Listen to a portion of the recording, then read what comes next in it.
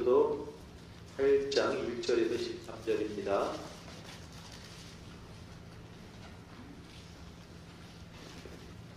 한 절씩 교독합니다.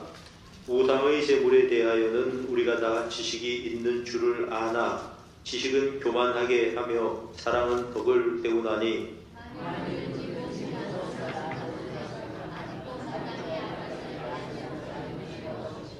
또 누구든지 하나님을 사랑하면 그 사람은 하나님도 알아주시느니라.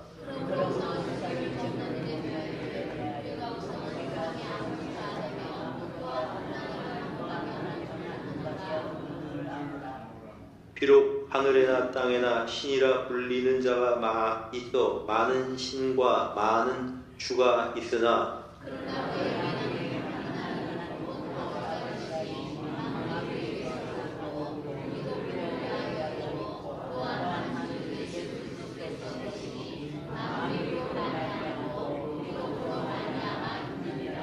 그러나 이 지식은 모든 사람에게 있는 것은 아니므로 어떤 이들은 지금까지 우상에 대한 습관이 있어 우상의 제물로 알고 먹는 고로 그들의 양심이 약하여지고 더러워지느니라.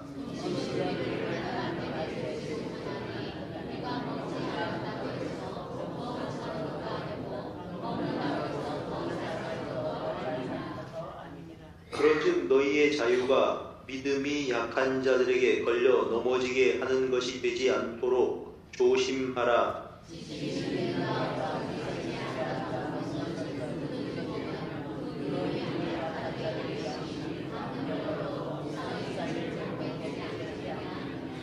그러면 내 지식으로 그 믿음이 약한 자가 멸망하나니 그는 그리스도께서 위하여 죽으신 형제라.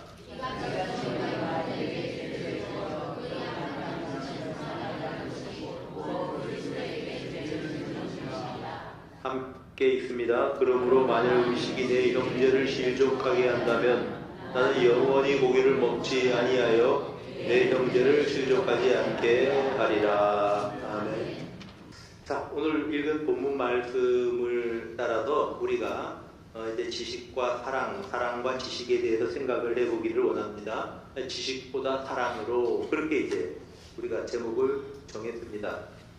8장부터는 고린도전서에서의 주제가 또 한번 전환됩니다. 고린도전서는 고린도 교회 싸움의 문제를 먼저 다루죠. 분열의 문제를 다루고 그러다가 그 배후에 있는 여러 가지 문제들, 예를 들면 음행의 문제, 아니면은 소송의 문제, 아니면 이제 부부지간의 삶에 대한 문제들을 쭉 다뤄 나가다가 8장에 있어서는 8장, 9장, 10장은 우상에 한번 드려진 제물을 먹어야 되냐 말아야 되냐 그 문제를 가지고 이제 다루게 됩니다.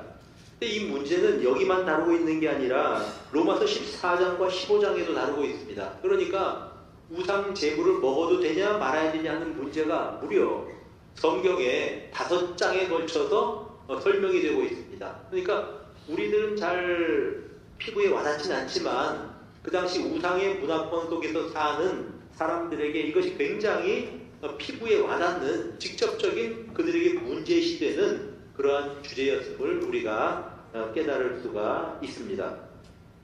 1절부터 3절까지는 그 문제를 직접 다루기 전에 그 문제를 어떻게 다뤄야 되냐, 그 문제를 다루는 방법을 먼저 전제로 해서 일러주고 있습니다. 뭐냐 하면 1절 말씀 보세요. 우상의 제물에 대하여는 지금부터 이제 이런 문제에 대해서 우상의 제물에 대해서 내가 이제 쓰겠다 이야기죠. 그런데 우리가 다 지식이 있는 줄 아나 지식은 교만하게 하며 사랑은 덕을 세운다. 자, 지식과 사랑을 대조하고 있는 것을 보게 됩니다. 지식은 사람을 교만하게 만듭니다.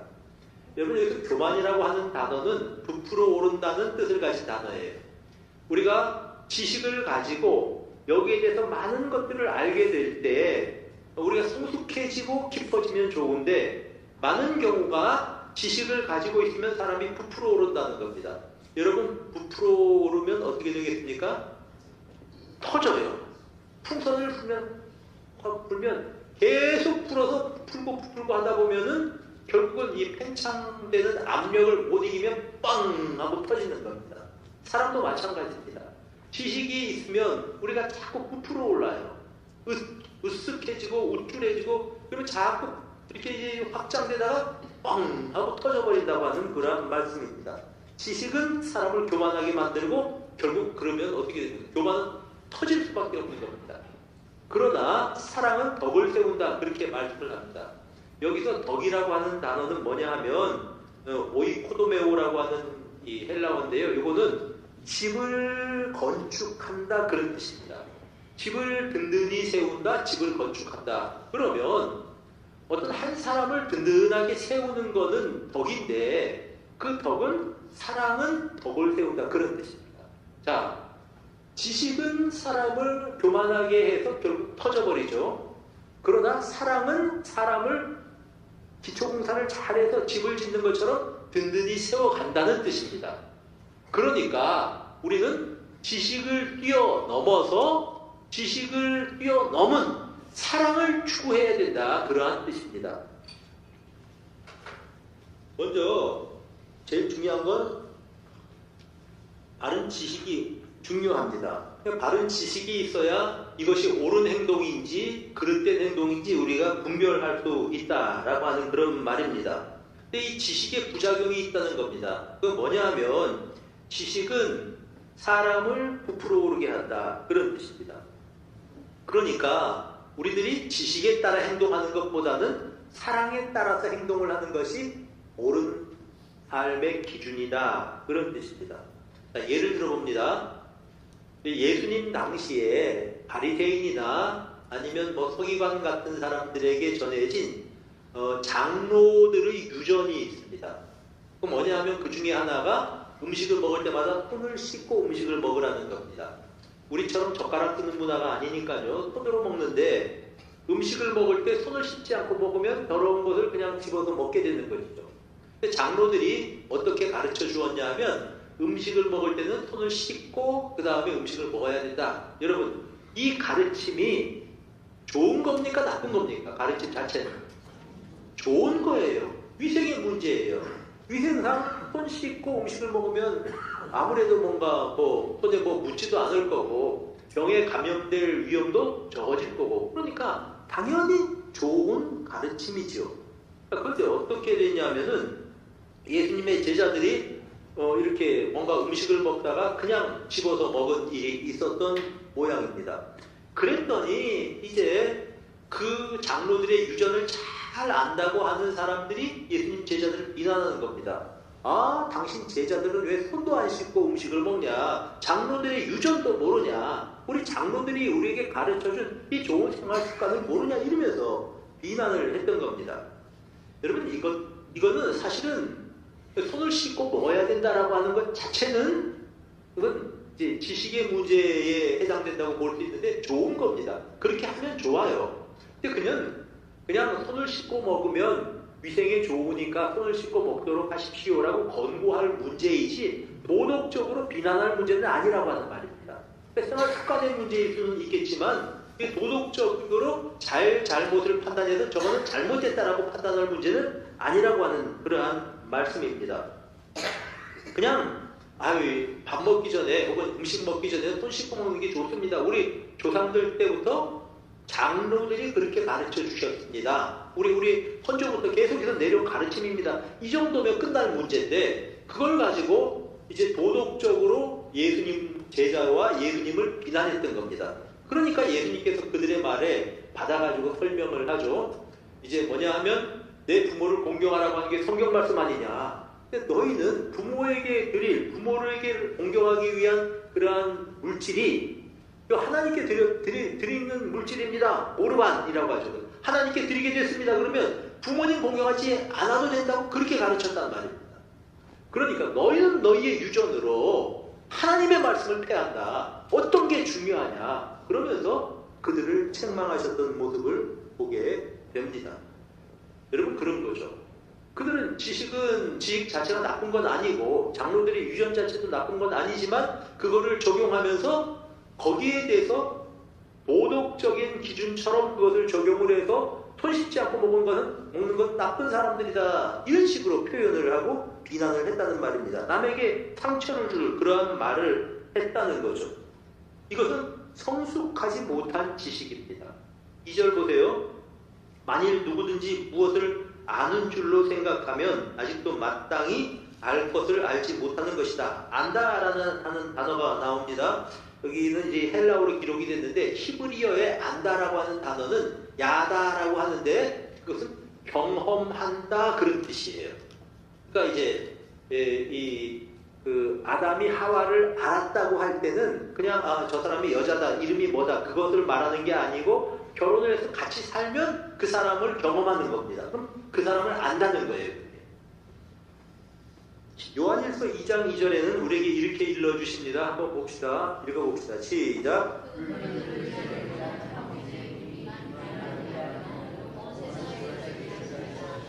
자, 예수님은 온 세상을 위한 화목제물이다. 이걸 먼저 이야기를 합니다. 그 다음 3절 보세요. 시작.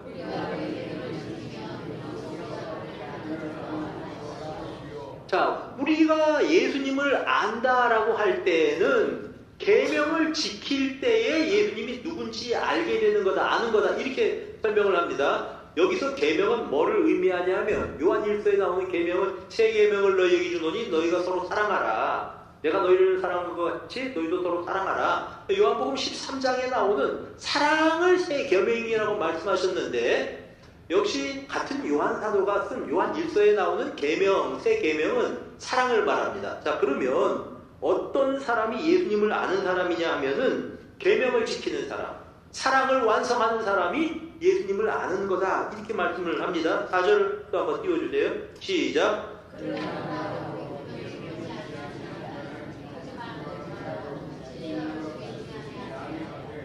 자, 우리가 예수님을 안다라고 말을 하는 어떤 사람이 계명을 지키지 않습니다. 무슨 말이고 하니 사랑하지 않는다는 말이에요.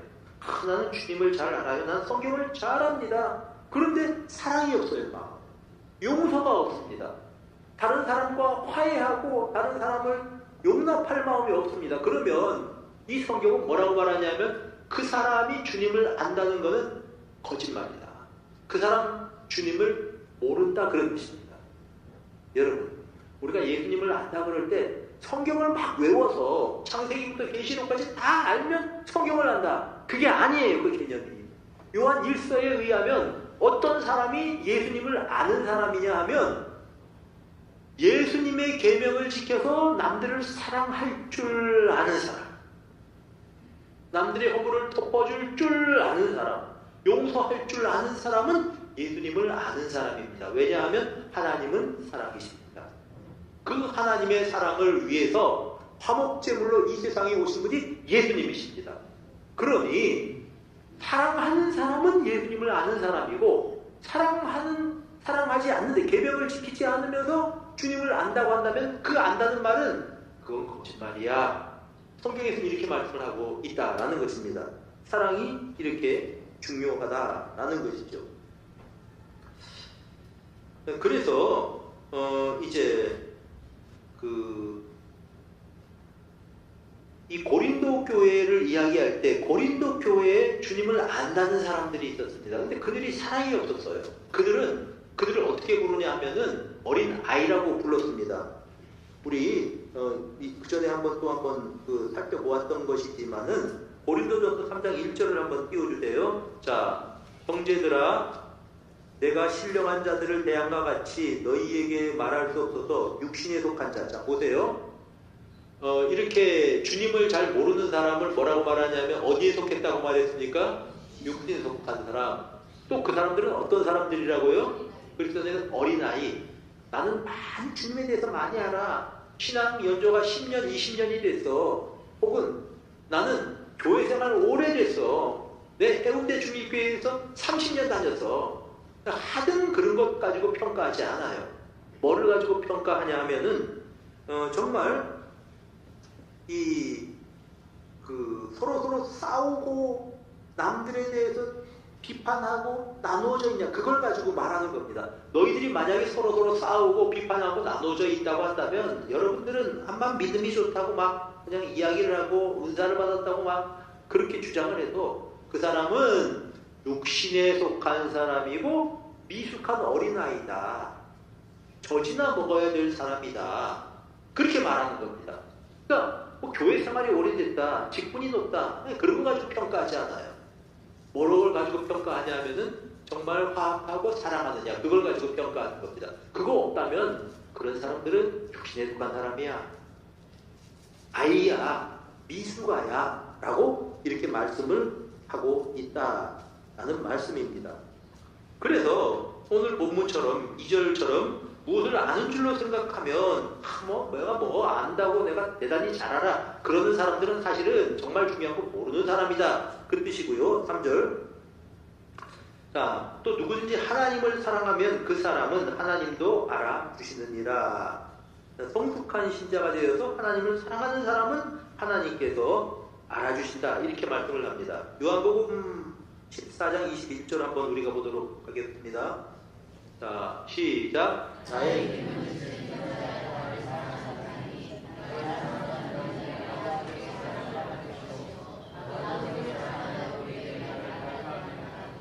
나의 계명을 지키는 자라야, 나의 계명을 지키는 자라야 나를 사랑하는 자다. 나를 사랑하는 자는 그에게 내가 나타내겠다. 여러분, 나의 계명, 사랑이라고 하는 계명을 지키는 사람은 바로 이제 나를 사랑하는 사람이다. 다른 사람을 사랑하는 사람은 바로 예수님 사랑하는 사람이다, 이렇게 말씀을 하시는 것입니다. 그러므로 우리가 주님을 더 알아가는 여러분들이 되시기를 축복합니다. 사랑하는 사람이 그렇다는 겁니다. 사랑하는 사람이 그렇다는 겁니다. 교회의 머리가 예수 그리스도이시기 때문에 교회를 사랑하는 사람은 주님을 사랑하는 사람입니다. 그거 보면 알아요. 교회를 위해서 희생하고 헌신하고 손해보는 거 보면 그 사람이 주님을 사랑하는지 입증이 되는 셈입니다. 그래서 우리가 정말 주님을 사랑합니다, 사랑하고 싶거든 교회를 사랑하고 형제를 사랑하는 여러분들이 되시기를 주님의 이름으로 축복합니다. 자, 그 다음에 3절까지 이야기를 한 다음에 이제 본론으로 들어갑니다. 4절부터 우상 문제, 우상을 섬기는 문제와 우상 제물로 바쳐진 음식 먹는 문제에 대해서 이렇게 이야기를 합니다. 4절, 그러므로 우상의 제물을 먹는 일에 대하여는, 자, 이렇게 이 문제를 가지고 거론하겠다는 얘기죠. 우리가 우상은 세상에 아무것도 아니며 또한 하나님은 한 분밖에 없는 줄 아노라. 우상은 없는 겁니다.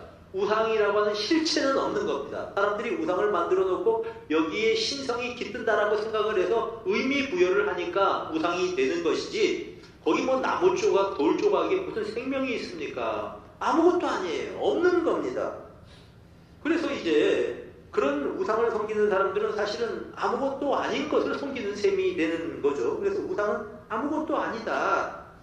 세상에 아무것도 아니다. 세상에 우리가 섬겨야 될 대상은 하나님 한 분밖에 없다라고 먼저 전제를 하는 겁니다.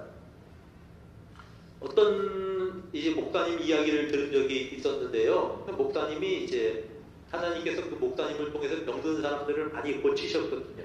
근데 그 어떤 마을에서 그분이 일어나지도 못하고 여자분인데 집사님이세요. 그래 이제 사람들이 좀 목사님을 찾아와서 부탁을 했죠. 찾아와서 아무개 집사님을 좀 이렇게 좀 일으켜 주셨으면 좋겠습니다. 뭐 사람이 어떻게 사람을 일으킵니까? 그래서 가서 기도를 하고 이제 그 분을 위해서 막 도와주는데 꿈쩍도 하지 않더래요. 그래서 왜 그럴까 생각을 하고 방을 쭉 돌아봤더니 부적이 하나 붙어있는, 부적. 아, 저거구나 싶어가지고 이렇게 의자를 놓고 올라가서 부적을 뗐습니다.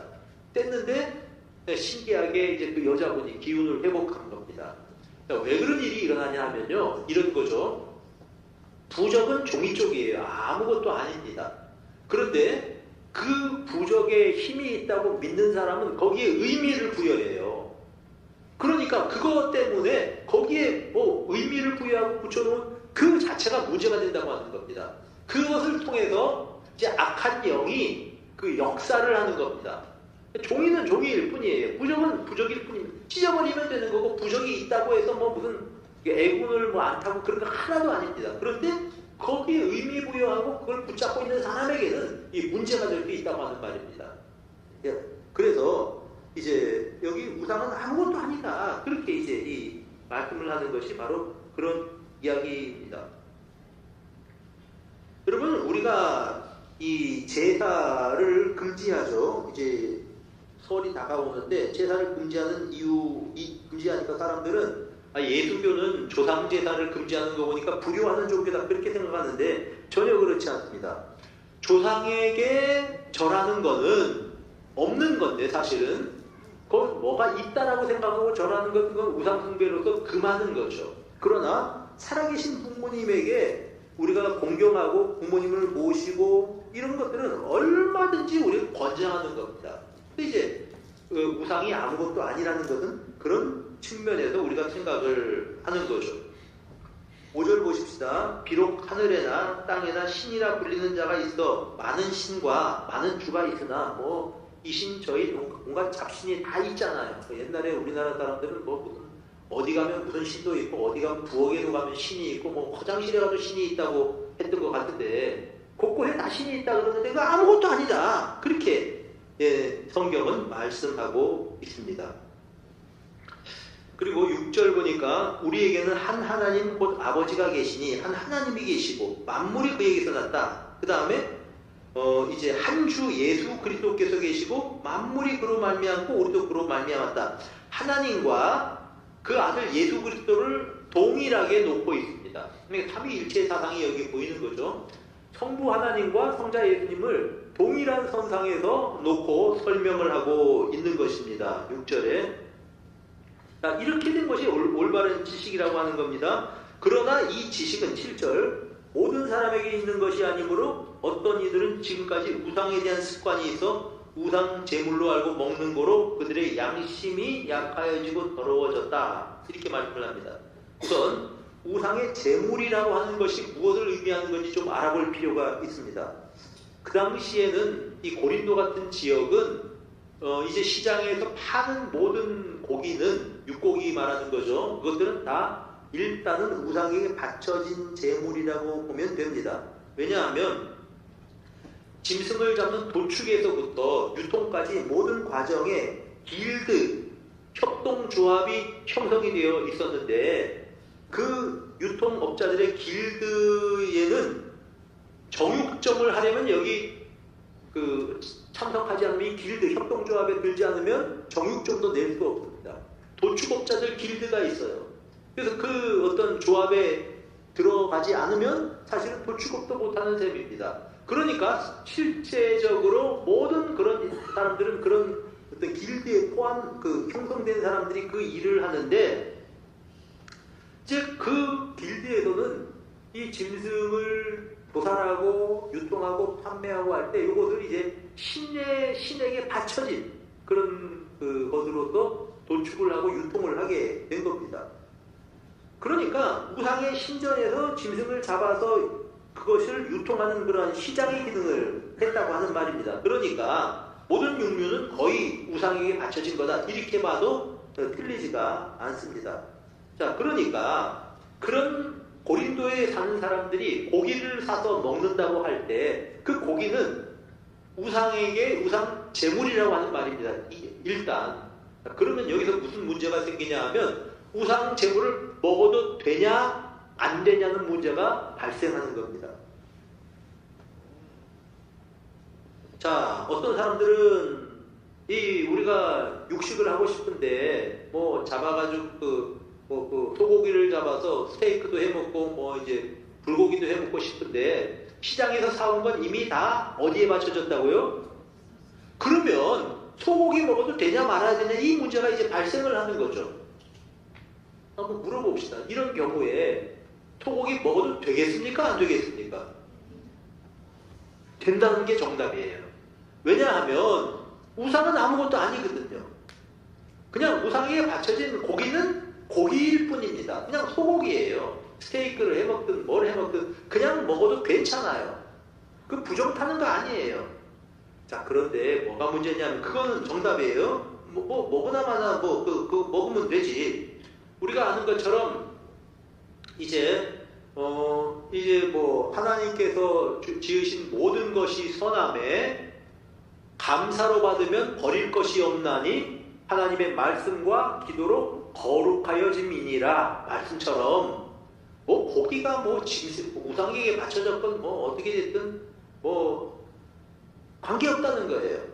모든 것을 지으신 분은 하나님이시기 때문에 하나님이 지으신 거기 때문에 우상에게 바친 고기든 뭐 어떤 고기든 먹어도 된다는 얘기예요. 결론은 그렇다는 얘기입니다. 왜냐하면 우상은 아무것도 아니기 때문에.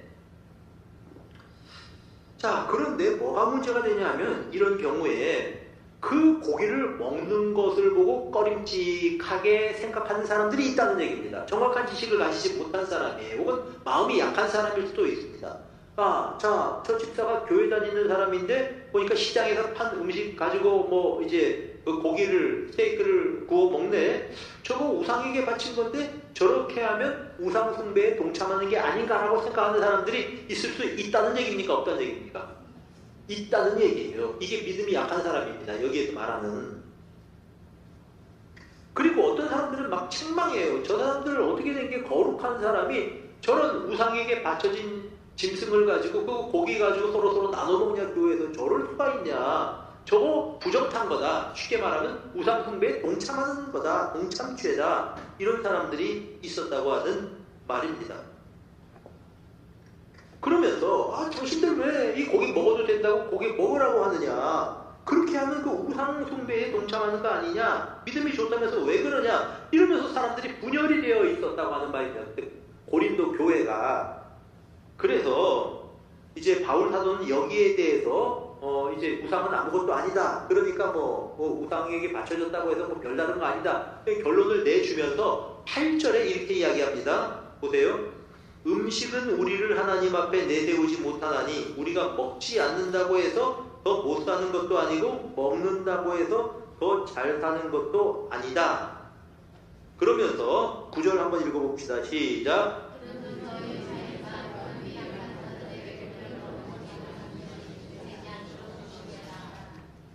자, 음식은 음식일 뿐이지만 더도 덜도 아니고 그것일 뿐이지만 그것을 먹을 수 있는 것은 내 온전한 지식 때문이고 그것은 나의 자유이자 나의 권리입니다. 그런데 너희의 자유가 혹은 너희의 권리가 믿음이 약한 자들에게 걸려 넘어지게 하는 것이 되지 않도록 조심해라. 너희가 믿음이 약해서 먹지 말라는 얘기가 아닙니다. 너희가 이것을 먹음으로 말미암아 믿음이 약한 자가 넘어진다고 한다면 마음대로 먹어서는 안 된다는 이야기입니다. 자, 이것을 먹는다는 것은 먹어도 된다는 건 지식이에요. 그건 옳은 지식입니다. 근데 내가 옳은 지식을 가졌다고 해서 여기에 대해서 좀 꺼림칙한 생각을 가지고 있는 사람이 있는데 이 사람 전혀 의식하지 않고 내가 이걸 먹었다라고 할 때에 이 사람이 시험에 걸려 넘어진다? 그렇다면 오늘 본문에 보면은 너희 자유가 믿음이 약한 자들에게 걸려 넘어지지 않는 것이 하는 것이 되지 않도록 조심하라 이렇게 말합니다. 그래서 10절 보세요. 지식 있는 내가 우상의 집에 앉아 먹는 것을 보면 자 지식 있는 사람이 그 안에 뭐 음식을 막 먹어요. 신전에 가서도 예를 들면 뭐 이제 막 먹는다는 말입니다. 그러면 어떻게 됩니까?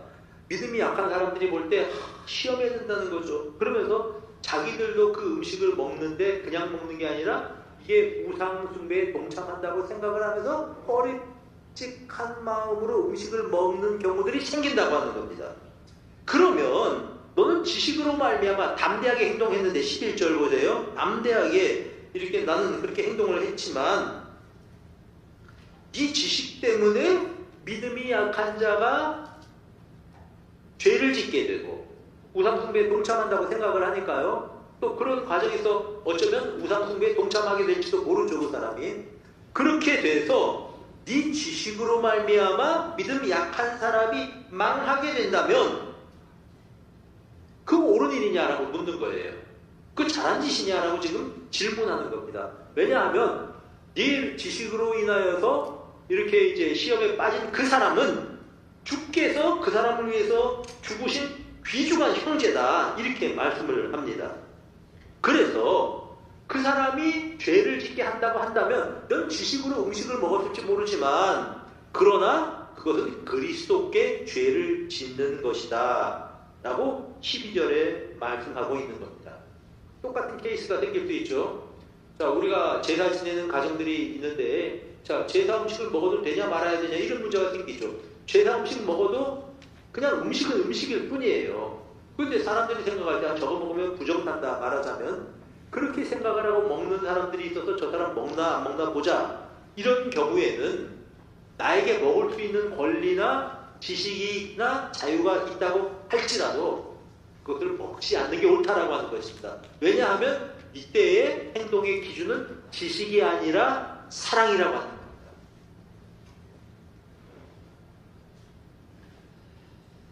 여러분, 그래서 그는 13절에 한번 읽어봅시다. 시작.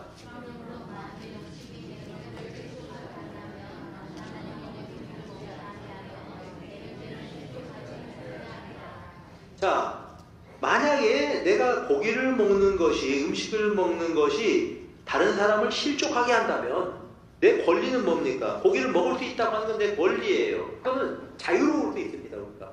그러나 나의 행동 때문에, 내 올바른 지식에 따른 행동 때문에 다른 사람들이 시험에 든다고 한다면 나는 차라리 평생 채식하며 살겠다. 이게 바울 사도의 말입니다. 즉 지식에 따라서 행동하는 게 맞지요. 그런 경우들이 많이 생길 겁니다. 그런데 지식보다 중요한 거는 사랑입니다. 남을 넘어지게 하느냐 넘어지지 않게 하느냐 하는 그 사랑이 더 중요합니다. 그래서 지식은 사람을 교만하게 만들고 사랑은 덕을 세운다고 말씀하신 것입니다. 사랑하는 여러분, 하나님은 사랑이십니다. 그래서 우리는 사랑이신 하나님의 마음을 품고 다른 사람들을 대할 때에 정말 사랑의 마음으로 남을 대하고 그들이 어떻게 내가 하는 행동을 통해서 영향을 받을까를 생각을 하고 행동을 하는 사랑, 사려 깊은 사랑, 이런 사랑이 우리에게 필요한 셈입니다. 우리 성도님들이 교회 생활을 하면서 지식보다 사랑을 추구하는 여러분들이 되시기를 바랍니다. 막 지식을 추구하다 보면 어떻게 됩니까? 이거는 뭐 잘못된 거야, 이거는 이렇게 된 거야 그러면서 막 그냥 손가락질하고 정죄하고 이렇게 됩니다. 중요한 거는 어떠한 지식보다 중요한 거는 상대에 대한, 영혼에 대한 배려와 사랑입니다. 그러한 배려와 사랑으로 교회 생활할 때 교회가 더 행복해질 줄로 믿습니다. 한번 기도하겠습니다. 하나님 아버지, 우리가 지식보다 중요한 사랑의 마음을 품고 교회 생활을 해나가고 가정 생활을 해나갈 수 있는 우리 모두가 되게 하셔서 덕을 세우고 상대를 세우는 그런 믿음의 사람들로 살아갈 수 있도록 도와주시옵소서. 우리 구주 예수 그리스도 이름으로 기도드립니다. 아멘.